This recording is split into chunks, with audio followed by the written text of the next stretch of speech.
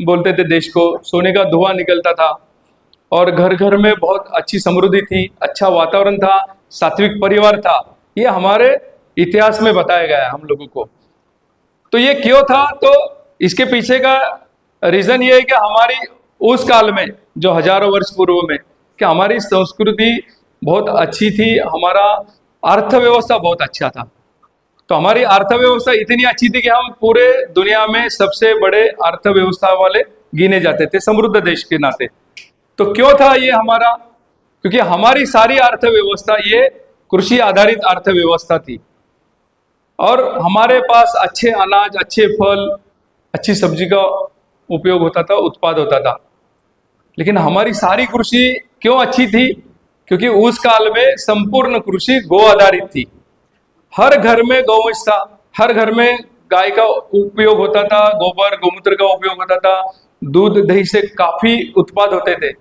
मान लो हर घर एक फैक्ट्री के रूप में चलता था, हर घर में कुछ ना कुछ उत्पाद होता था और गांव का उत्पाद गांव में ही बेचा जाता था।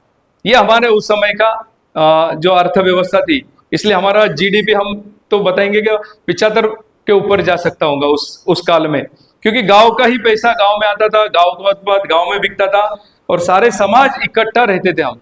लेकिन अभी की व्यवस्था थोड़ी सी बिगड़ गई है, इसलिए हम लोगों को ये काम करना है। तो हमारा उद्देश्य यही है, गांव में गोपालकों द्वारा तैयार किए गए अनेक प्रकार के वस्तुओं को नगरों में गोव्रती परिवार में उपलब्ध करवाना, अर्थात गांव की संस्कृति नगरों में और नगरों की समृद्धि गांव में पहुंचाना ही इसका मूल उद्देश्य अपने इस विपणन आयाम का है।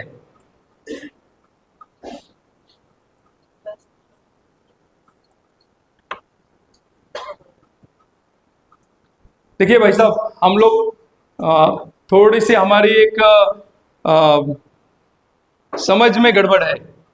हम लोग समझते हैं विपणन और विक्रय एक ही है, बराबर है। काफी लोगों के मन में यही रहता है कि मार्केटिंग माने हम विक्रय कर रहे हैं, लेकिन ऐसा नहीं है। मार्केटिंग अलग विषय है और विक्रय अलग विषय है। तो मार्केटिंग का क्या है विषय? तो इसकी एक परिभाषा है यहाँ पर कि उत्पाद पूर्व से लेकर विक्रय पश्चात तक कि उन सभी क्रियाओं को सम्मिलित किया जाता है जिससे उपभोक्ताओं को संतुष्टि मिलती है। देखिए, अभी मेघजी भाई ने या हमारे ललित जी ने सारा विषय बताया था कि हम ऐसा मंजन बनाते, हम ऐसा साबुन बनाते, हम ऐसा पाउडर बनाते, तो काफी अच्छा बनाते हैं। और संतुष्टि किसको मिलती है? जो उपयोग करता है उसको संतुष्टि मिलती है। हमारा उत्पाद का उद्देश्य यही है कि एंड यूजर, जो आखिरी जो उपयोग करने वाला है, उसको संतुष्टि मिलनी चाहिए। तो ये मार्केटिंग की जो प्रक्रिया है, ये उत्पाद पूर्व से और अपना जो ग्राहक है, अंतिम यूजर है, उसकी संतुष्टि तक, ये जितना प्रोसेस आता है उस प्रोसेस को हम लोग मार्केटिंग कहते हैं। देखिए, विपणन उन समस्त साधनों एवं क्रियाओं से संबंधित है जिनसे वस्तुएं एवं सेवाएं उत्पाद से उपभोक्ता तक पहुंचती है। देखिए, हम लोग बना तो रहे, पहुंचा भी रहे और सामने उसको संतुष्ट भी कर रहे हैं। विपणन एक सतत चलने वाली प्रक्रिया है। देखिए, हम लोग विक्रय करेंगे तो हमारा दुकान रहेगा, शटर रहेगा या छोटा सा कोई हमारा केंद्र रहेगा, वो सुबह 8 बजे से शाम के 8-9 बजे तक चलेगा। लेकिन ये विपणन है, ये 24 घंटा चलने वाली प्रक्रिया है। इसमें उत्पाद, मूल्य, स्थान और प्रोत्साहन, मतलब प्रोडक्ट, प्राइस, प्लेस और प्रमोशन, ये सारों चीजों का इसमें मेल आने वाला है। इसलिए हमारे कंसेप्ट क्लियर होनी चाहिए। विपणन अलग है और विक्रय अलग है, मार्केटिंग विषय अलग है और विक्रय अलग है। अब आगे जाते हैं हम लोग। भैया नेक्स्ट साइज छोटा कर दीजिए। हाँ बस।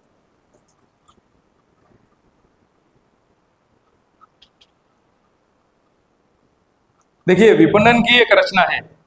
जैसे मान लो हम लोग कोई मकान बनाते हैं तो कुछ हमारा एक सामने डायग्राम आता है, एक मैप आता है। तो विपणन का ये मैप आपके सामने है। इसमें है उत्पाद, बाद में विज्ञापन, फिर वितरण, फिर विक्रय और आखिरी में आता है ग्राहक।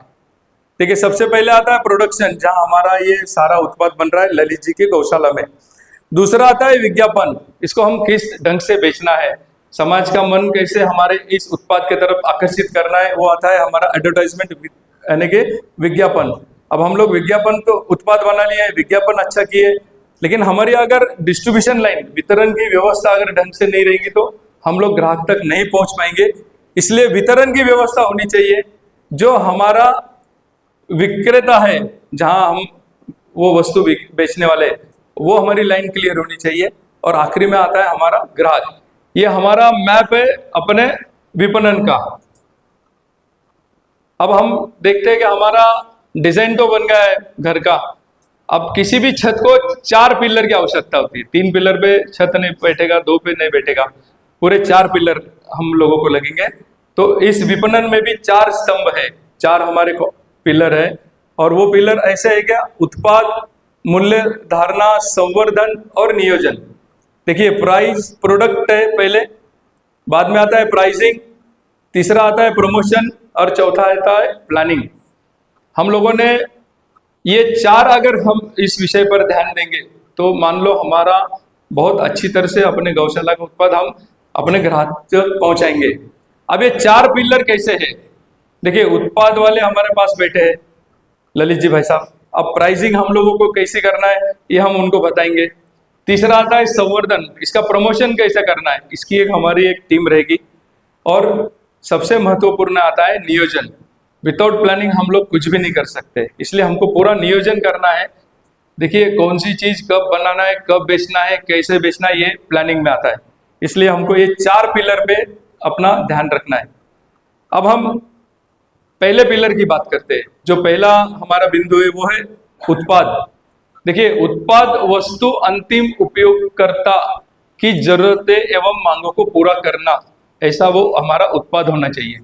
अभी मेघजी भाई ने बताया कि हमारा दंतमंजन, लाल दंतमंजन जो बनाया उन्होंने बहुत अच्छा है, मसूड़ों को अच्छी तरह से वो लाभ देता है, दुर्गंध नहीं आती है, दांत मजबूत होते हैं, ये सारी चीजें हैं। लेकिन ये हम लोग कब हमारा इस सारी चीजों का रिजल्ट मिलेगा, जब हमारा एंड यूजर, हमारा जो उपयोग करता है आखिरी, उसकी संतुष्टि होनी चाहिए।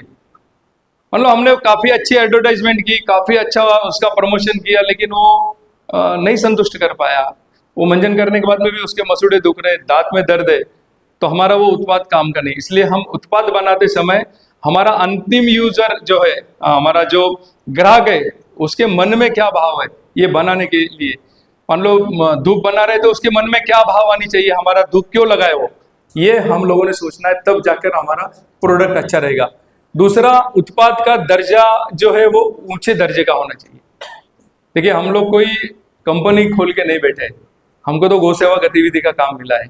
और गौसेवा गतिविधि का काम इसलिए मिला है कि हमारी गौ माता का संवर्धन होना चाहिए, हमारी संस्कृति की संवर्धन होना चाहिए। ये धर्म का काम है, ये संस्कृति का काम है, ये हमारे गौ माता का काम है। इसलिए हमको जब भी हम जिस भी क्षेत्र में, जिस भी आयाम में काम करेंगे, वो हाई क्वालिटी का होना चाहिए। तो हमारा उत्पाद कैसा होना चाहिए, एकदम ऊंचे दर्जे का होना चाहिए, क्योंकि गाय का उस पर चित्र आएगा, गाय का काम होगा। तीसरा, सारी सामग्री जो है वो प्रमाणित होनी चाहिए।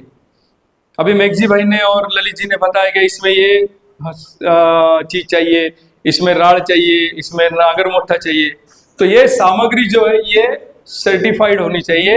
ये हम जब बाजार से लेंगे तो वो ऊंचे क्वालिटी की और मान्यता प्राप्त सामग्री रहेंगी, तो हमारा उत्पाद अच्छा बनेगा। तीसरा, संबंधित विभाग से प्रमाणित हो। देखिए हम लोग कुछ बनाते हैं हमारे गौशाला में उत्पाद, तो उसके लिए कुछ सर्टिफिकेशन की जरूरत है, जैसे FSSAI है और भारत सरकार का कुछ मार्क आता है, और काफी इसमें हम लोगों के पास में सर्टिफिकेशन करना चाहिए। अगर हम सर्टिफिकेशन नहीं करेंगे तो हम बाजार में टिक नहीं पाएंगे, या हमारे साथ जो कॉम्पिटिटर खड़े हैं बाजार में, उनके साथ हम लोग नहीं खड़े रहेंगे। दूसरा, सर्टिफिकेशन रहने से हम 56 इंच के सीने से हम माल बेच सकेंगे, हाँ भाई हमारे इसमें ये सारी सामग्री ऊंचे दर्जे की। इसलिए पहले जो प्रोडक्ट हम लोग करेंगे उसमें ये ध्यान देना है कि हमारी सामग्री ऊंचे दर्जे की हो। अब ये लिस्ट है हमारे सामने, कौन से हम लोग प्रोडक्ट बना सकते हैं। देखिए उत्पाद का विषय है, इसलिए ये सारी लिस्ट आपके सामने है। गोमय, बंधनवार है, शुभ लाभ है, धूप है, उपले है, दीपक, दंतमंजन, ये सारी चीजें आपके सामने है। तो हम लोग इसमें से हम लोग चुन सकते हैं कि हमारे गौशाला में हमारा गौपालक इसमें से कुछ चीजों पर अच्छा मास्टरी करे, अच्छा प्रशिक्षण ले और अच्छी चीज बनाए। ये कुछ चित्र है जो अभी हम लोगों ने इसमें देखा था लिस्ट में। बंधनवार है, मोबाइल का स्टैंड है, श्री राम जी का है, उसमें मूर्ति भी है। अब पहले हम लोगों ने देखा पहला पिलर प्रोडक्शन, हमको ऊंचे दर्जे का अच्छे प्रमाणित साहित्य का बनाना है। अब आता है दूसरा, इसकी कीमत। अब देखिए हम लोगों ने प्रोडक्ट तो अच्छा बना लिए, आज शंकरलाल जी भाई साहब बैठे अपने सामने, तो उनका कहना है कि नहीं आप प्रोडक्ट बहुत अच्छा बनाइए। तो हम लोग तो प्रोडक्ट अच्छा बनाए, मार्केट में से हम लोगों ने इसका रॉ मटेरियल भी ऊंचे दर्जे का लाए, उसकी रजिस्ट्रेशन करे, हम लोगों ने पूरी सरकार की सारी मान्यता प्राप्त ली। अब बारी आती है हमारा प्राइसिंग का। अभी का युग जो है ये सारा कंपटीशन का युग है। इसमें हमारे जैसी चीजें बनाने वाली और भी कंपनी है जो आयुर्वेद के नाम से चलती है, जैसे पतंजलि है या फिर श्री श्री रविशंकर है, और अन्य काफी लोग हैं जो इस विषय में काम कर रहे हैं। तब उनकी प्राइसिंग में और अपने प्राइसिंग में मेल बैठना चाहिए। अगर ये मेल नहीं बैठेगा तो हमारा माल नहीं बिकेगा। आपने बोल दिया कि हाँ अच्छे लाना, तो हमने थोड़ा महंगा लाया तो हम महंगा बेच रहे, लेकिन नहीं, ऐसा नहीं करना है। हम लोगों को ध्यान देना है प्राइसिंग के बारे में, उपयोगकर्ता के अनुसार एवं बाजार की अन्य कंपनी के प्रतियोगिता में तय हो। देखिए हमारा अंतिम यूजर है वो 50 रुपए तक का दंत मंजन खरीदी कर सकता है, तो हमारा दंत मंजन 50 तक ही होना, ना कि 100 रुपए 150 रुपए का होना चाहिए। दूसरा, शहरी एवं ग्रामीण ग्राहकों को ध्यान में रखकर हमारा मूल्य तय करना है। अब ये कैसे करना है हम लोगों को? ग्रामीण का जो हमारा ग्राहक है उसको बहुत अच्छा पैकिंग की भी आवश्यकता नहीं है, ज्यादा प्रमोशन की जरूरत नहीं है, इसलिए हमारा वो खर्चा वहाँ कम होगा और हम लोग ग्रामीण की प्राइसिंग में थोड़ा सा कम दे सकते हैं। लेकिन सिटी में क्या होगा, शहरों में प्राइसिंग हम लोग थोड़ी बढ़ा सकते हैं। क्यों? क्योंकि हमको उसका पैकिंग मटेरियल अच्छा होना, एम्बोस वाला उसका डिजाइन होना है, 4 कलर में उसका प्रिंट चाहिए, और बक्से अच्छे होना चाहिए, बॉटल अच्छी होनी चाहिए। इसलिए शहर और ग्रामीण ऐसे 2 विभाग में अगर हम लोग करेंगे तो ग्रामीण क्षेत्र बहुत बड़ा है हमारे देश में, काफी अच्छा हम लोगों को लाभ मिलेगा। तीसरा, मूल्य अत्यधिक और अत्यंत कम ना हो, बहुत ज्यादा भी नहीं होना चाहिए और बहुत कम भी नहीं रहना। देखिए बहुत ज्यादा रहेगा तो ग्राहक नहीं लेगा, और कम हम लोग करेंगे तो शंका उपस्थित होंगी कि यार ये बहुत सस्ता है, शायद इसमें मटेरियल कम दर्जे का है। इसलिए ये अध्ययन करना चाहिए कि हमको प्राइसिंग रखते समय पर कि हमको ध्यान रखना है कि ज्यादा भी ना हो कम भी ना हो। एक उदाहरण दूंगा, क्या हमारे पास में घी बेचने वाले बहुत सारे, बिलोना वाले, कोई 3000, कोई 4000, कोई 5000 में बेचता है, और कोई हमारे पास में 1200 रुपए तक बेचते हैं। तो देखिए ग्राहकों की मन देखना है हम लोगों को, तो वो हिसाब से हम लोगों को प्राइसिंग रखना है। बहुत ज्यादा लाभ का मोह हम लोगों को नहीं करना है यहाँ पर।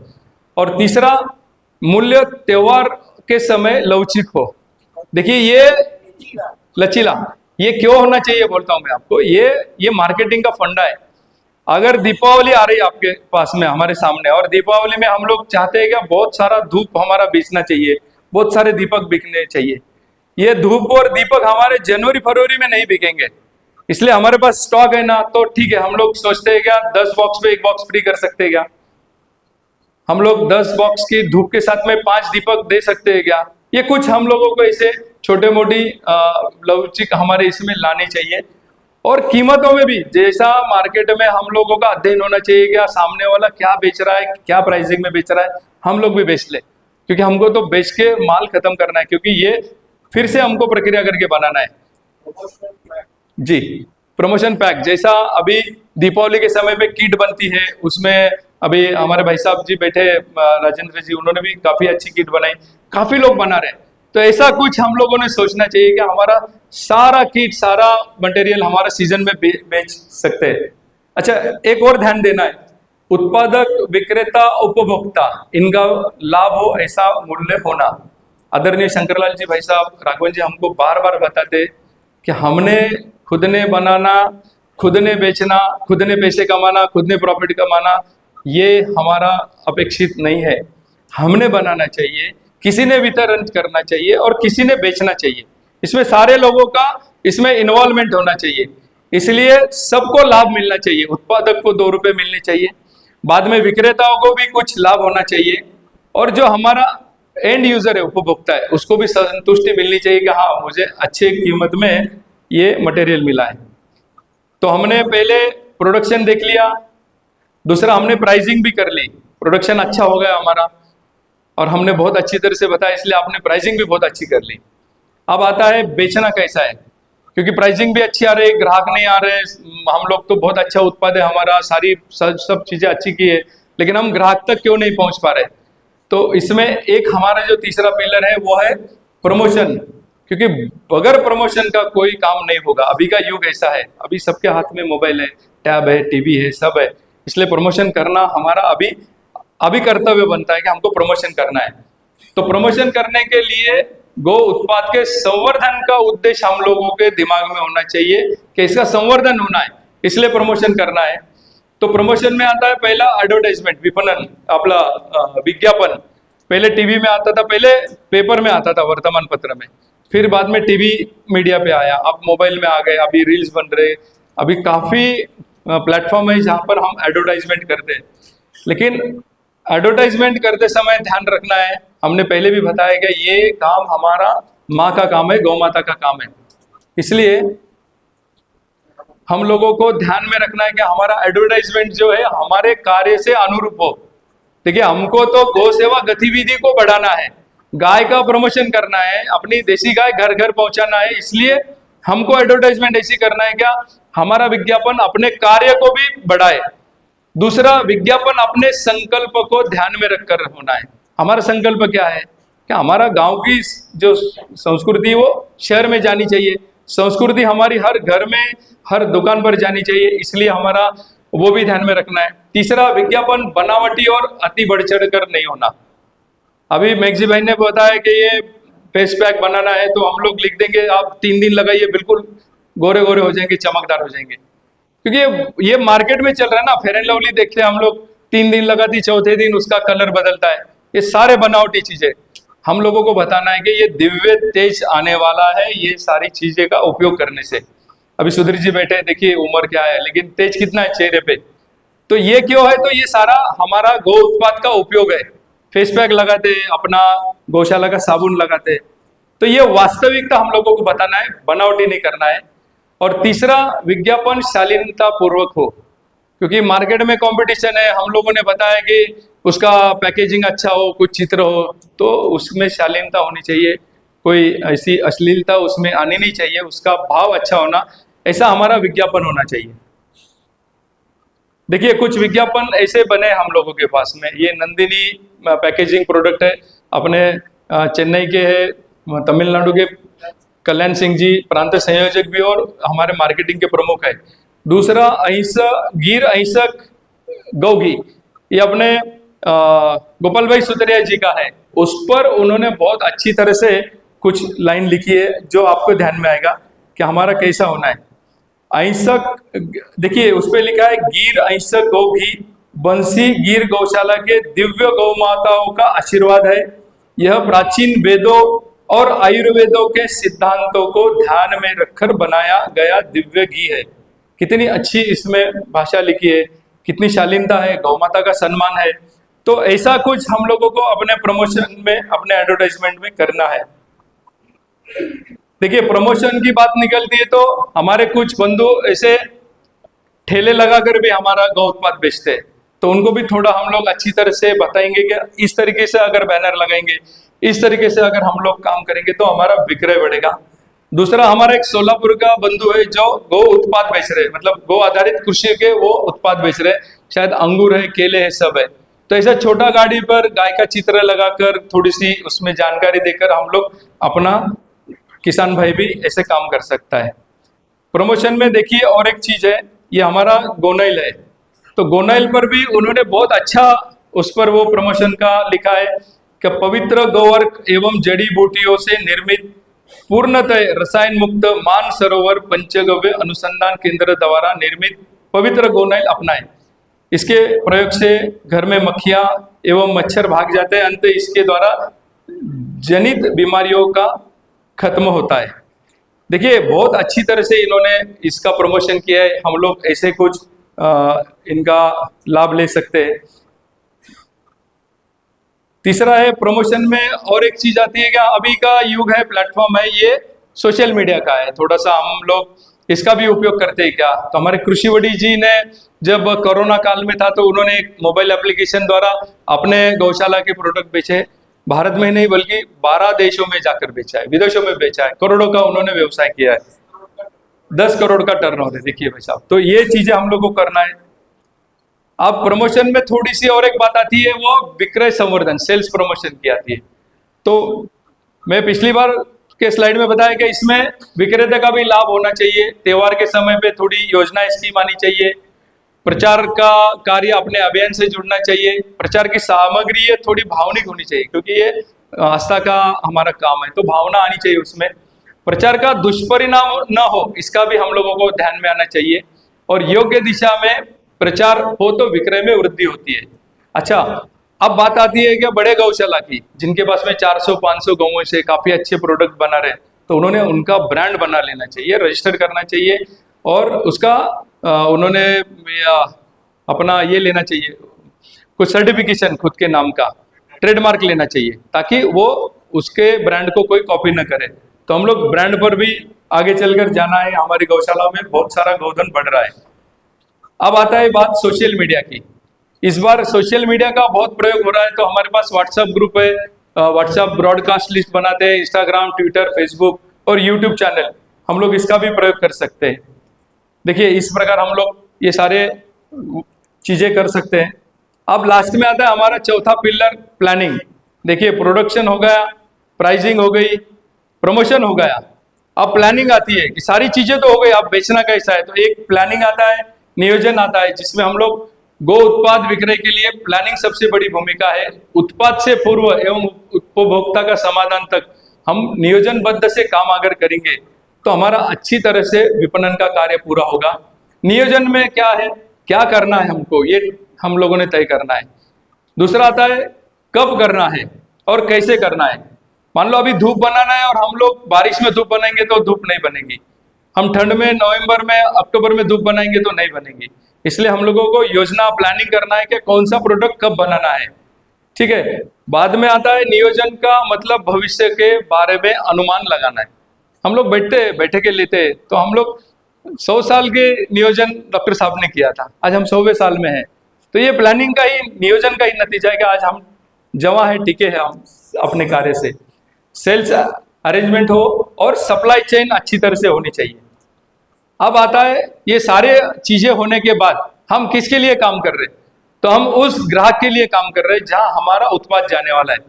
देखिए, ग्राहक कौन है, तो ग्राहक ये बाजार का राजा है, वो जैसा उसके मन में आएगा वैसा वो प्रोडक्ट खरीदेगा, जहां से लेना है वहां से लेगा, आप उसके ऊपर जबरदस्ती नहीं कर सकते, इसलिए वो राजा है। तो हमको राजा है तो राजा जैसी उसके साथ ट्रीट करना है। अभी देखिए, बाजार में हमारे पास में 3 प्रकार के ग्राहक हैं। एक है सक्रिय ग्राहक, दूसरा निष्क्रिय और तीसरा अग्र सक्रिय ग्राहक। अब सक्रिय ग्राहक का उदाहरण ऐसा है कि मान लो हमारे एक गौशाला है, हमारी गौशाला में हमारे कुछ प्रोडक्ट हैं, अच्छी तरह से हम लोगों ने सारा प्रोडक्ट बनाया है। तो मान लो सुरेश भाई साहब आए हमारे गौशाला में उनके परिवार के साथ, और काफी सारा दर्शन करे, और जाते जाते हमारे गौशाला को कुछ लाभ मिलना, इसलिए 5000 की वस्तु उन्होंने वहां से खरीदी। और सुरेश भाई का मन में अच्छा है, भाव अच्छा है, इसलिए हर बार आते, उनको तो देना है कुछ गौशाला को, इसलिए 5-5 हजार रुपए का वो हर महीने में, 2 महीने में सामान लेते, और वो खुद उपयोग करते हैं सामान को, इसलिए बार बार आते। तो ये हमारा सक्रिय ग्राहक जो निरंतर हमारे पास आता है।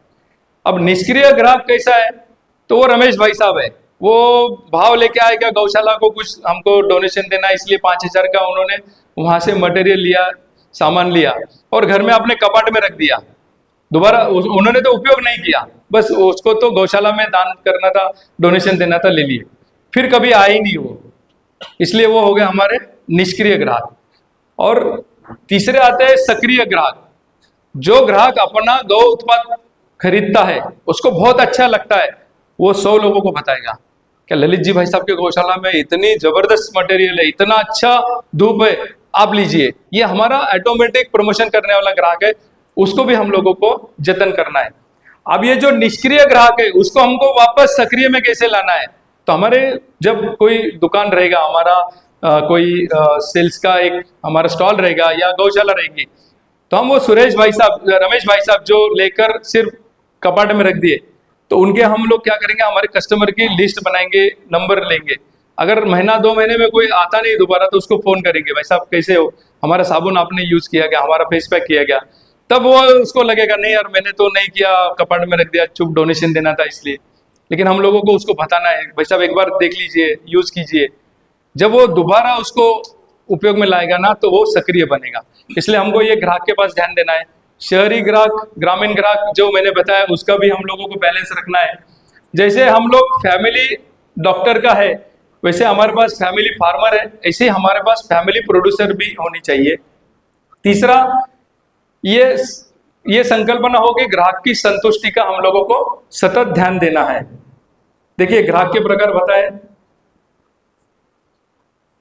अभी हम लोगों को आखिरी स्लाइड में जाते हैं हम लोग। क्या गो आधारित उत्पाद विक्रय केंद्र कैसे हो? प्रत्येक नगर में कम से कम एक घर में मेरा घर पंचगव्य विक्रय केंद्र बने, मंदिर के परिसर में हमारा विक्रय केंद्र हो।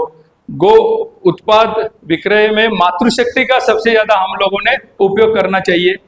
गांव, नगर, कॉलोनी, अपार्टमेंट में कम से कम एक विक्रय केंद्र हो। सप्ताह का जो बाजार बनता है, वीकली बाजार, वहां पर हमारा उत्पाद बेचना चाहिए। कथा, प्रवचन, कीर्तन के स्थान पर हमारा विक्रय हो। देखिए अभी हमारे पास में कथाकार है, पंजाब से आए हैं चंद्रकांत जी, उन्होंने बताया कि एक कथा में उनका 1 से 1.5 लाख रुपए का वहां गो उत्पाद विक्रय हुआ। ऐसे हम लोग प्रयोग कर सकते हैं। गौशाला है तो विजिटर आते हैं तो वहां पर भी हमारा विक्रय केंद्र बनना चाहिए। अभी देखिए राम जी ने अपना रामत्व बचाया और रावण को जीता। उनके भाव अच्छे थे, रावण को ऐसे ही कोई मारा नहीं, उनका भाव अच्छा था, उन्होंने रामत्व बचाया। कोई शॉर्टकट उन्होंने नहीं लिया, कोई गलत मार्ग से वो गए नहीं और विजय प्राप्त की। ऐसे ही हम लोगों को गलत रास्ते से जाना नहीं है, अच्छे रास्ते से जाना है, अच्छी चीज बनाना है, अच्छा हम लोगों को प्रयोग करना है। और राघवन जी भाई साहब हमेशा बताए थे लो कॉस्ट माइक्रो मॉडल, अल्प लागत से अपना लघु प्रकल्प खड़ा रहना चाहिए। एक कार्यकर्ता कम से कम 50 या 100 घर में संपर्क करना चाहिए। अभी सबसे आखिरी में देखिए हम लोगों को क्या करना है। हम लोग विपणन की टोली है, हमको तो ये सीख लिए, लेकिन हमने विपणन की जो टोली बनानी है वो कैसे करना है, तो जिला स्तर पर हम लोग सूची बनाएंगे कि हमारे पास गोमय वस्तु उत्पादक जो है उनकी सूची, गो आधारित खाद बनाने वाले की सूची, गो आधारित कीट नियंत्रण और गो आधारित कृषि जो बनाते अनाज उनकी सूची, और पंचगव्य उत्पादकों की सूची। ठीक है, तीसरा आता है हमारा जिला स्तर पर जो विक्रय करने वाले हैं उनकी भी सूची हमारे पास होनी चाहिए। जो उत्पाद बनाते उनकी सूची अलग, कृषि के खाद बेचते उनकी अलग, और गव्य सिद्ध जो वैद्य है उनकी भी सूची हमारे पास होनी चाहिए, ताकि हमारा पंचगव्य का उत्पाद विक्रेता अच्छी तरह से सफल होगा। तीसरा, अपने प्रांत में धार्मिक उत्सव की भी सूची होनी चाहिए। क्या अपने प्रांत में प्रमुख मठ मंदिर, इनकी भी बड़ी सूची जिला स्थान पर होनी चाहिए। अपने प्रांत के प्रमुख मठ मंदिर में गो उत्पाद का केंद्र बने। प्रांत के प्रमुख में मेला, सप्ताह, कथा, ऐसी सूची हमारे पास हो। देखिए और एक नई चीज हम लोग बता रहे हैं, क्या अभी रेलवे स्टेशन, बस स्थानक, एयरपोर्ट पे काफी स्टॉल है, तो हम लोग हमारे प्रयास से ऐसा गौ उत्पाद विक्रय केंद्र हमारे रेलवे स्टेशन पे बन सकता है क्या, ताकि हमारे गौशाला का उत्पाद उस रेलवे स्थानक पर, एयरपोर्ट पर, बस स्थानक पर हम लोग आसानी से बेच सकेंगे। देखिए गो उत्पाद विपणन आयाम की ऐसी टोली अगर हम लोग बनाएंगे तो हमारा काम गांव गांव तक नीचे पहुंचेगा।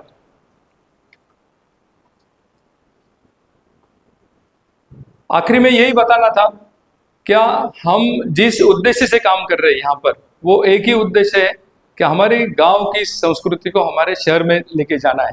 इसलिए ये सारा विषय हम लोग आज अच्छी तरह से लिए हैं। प्रोडक्शन कैसे बनाना है वो हमारे मेघजी भाई ने, ललित जी ने, सुधीर जी ने, राघवन जी भाई साहब ने बताया।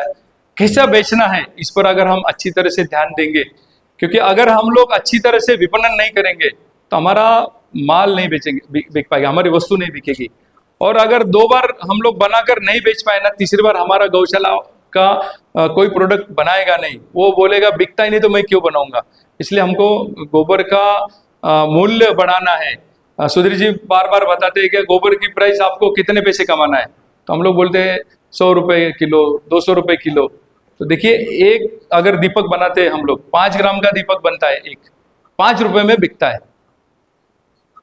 तो 1,000 रुपए किलो का गोबर हम बेच सकते हैं अगर हम अच्छी तरह से नियोजन करेंगे। तो क्यों नहीं हमारी गौशालाएं, गौपालक, किसान समृद्ध बनेगा। जी हाँ, अभी एक स्लाइड हमारी रह गई थी इसमें। अभी पिछली बार आदरणीय अजीत जी भाई साहब ने हम सबको एक कल्पना दी थी, क्या ये सारे चीजों का एक दिन विक्रय दिन होना चाहिए क्या।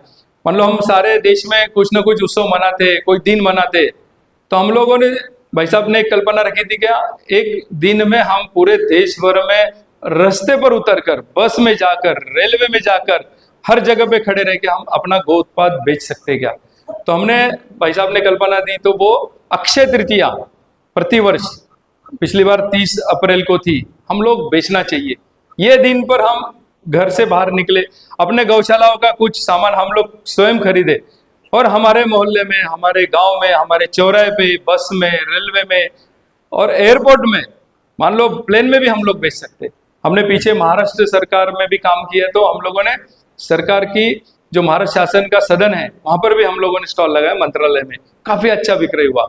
तो ये सारी चीजें हमारी प्रमोशन वाली चीजें, कि हम लोगों को गो उत्पाद विक्रय दिन जो अपना प्रतिवर्ष अक्षय तृतीया को आता है, तो उसकी प्लानिंग हम लोग पहले करेंगे। भाई साहब ने कीट 1000 के ऊपर कीट अक्षय तृतीया के दिन बेची थी।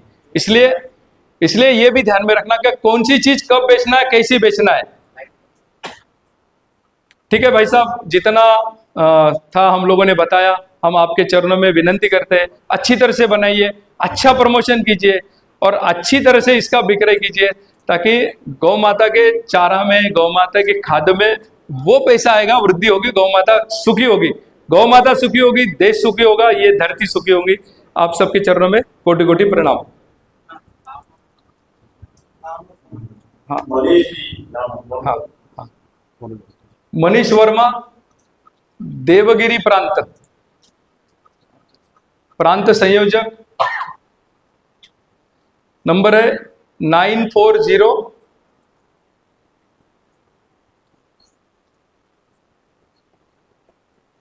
400 3691। जिनके पास मार्केटिंग आयाम है उन्होंने तो भी मुझे इस नंबर पर अपना परिचय व्हाट्सएप पर कर देंगे, तो हम लोग एक अच्छा ग्रुप बनाएंगे। तो कौन से प्रदेश का माल कहाँ बेचना है, ये सारी हम लोग व्यवस्था लगाएंगे। 940 400 3691। ठीक है, थैंक यू। विक्रय वाले विषय का जो सुझाव आया, तो उसमें जो एक विक्रय के लिए हम लोगों ने काम किया है, जितने सारे अपने संगठन कार्यक्रम समन्वय शिविर हो रहा है, कभी बड़ी बैठक हो रही है, पूरे चित्तौड़ प्रांत में अपने भवन जी लेकर वहां पहुंच रहे हैं। ऐसे जगह जगह जहाँ बड़े कार्यक्रम हो रहे हैं अपने संघ के, क्योंकि अब तक संघ के कार्यकर्ताओं के पास भी ये नहीं पहुंचा है, तो ये चीज भी अपन कर सकते हैं। दूसरा, जैसे मेरे पास एक दायित्व आया, तो अपने माननीय भगैया जी, अपने अखिल भारतीय जो अपने सेक्रेटरी जी सवाल करते हैं, उन्होंने एक बात कही थी कि हम 2 प्रोडक्ट के अंदर हम दायित्व लेकर बैठे, एक प्रोडक्ट घर पर बनाते हैं क्या, और उनमें से ऐसे कितने जो एक घर पर प्रोडक्ट बनाते हैं। ये एक विषय था। उसके बाद मुझे लगा कि मुझे कुछ करना चाहिए। सेक्रेटरी साहब साथ में खूब रहना होता है, कि उनका लगातार प्रेरणा मिली है, उसमें से एक क्लिप निकला है। स्वास्थ्य की दृष्टि से अभी ये 200 रुपए अपने मनीष साहब के सप्लाई के लिए 500 रुपए की बना सकते हैं, तो स्वास्थ्य की दृष्टि से ये आप कर सकते हैं। दूसरा, एक व्यक्ति भाई तो वो माला भी बनी थी, तो पूरे देश भर में जो राखियां बन रही है व्यक्ति भाई, तो केवल एक सिंगल मणके से रक्षा सूत्र बन सकता है क्या, तो अपनी पूरे देश की शाखाओं पर हो जा सकता है क्या, इतना सस्ता पड़ेगा, इसकी कोई योजना हो सकती है क्या। और जो रक्षा सूत्र में काम ले रहे हैं, जो ये सामग्री टूट रही है राखियां, इसलिए वो जो बनाया है चाचा को बनाएंगे, तो लाभ है, सिंगल मणके की राखी बन सकती है। मनीष जी को बड़ा सहायक नहीं है, ऐसा लग रहा है।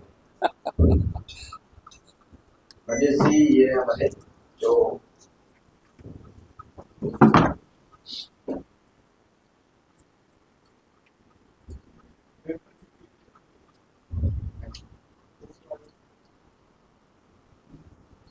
मनीष जी का एक परिचय देंगे, इसके वो सेवा आयोग महाराष्ट्र आप उसका नंबर भी है, आपने जो बताया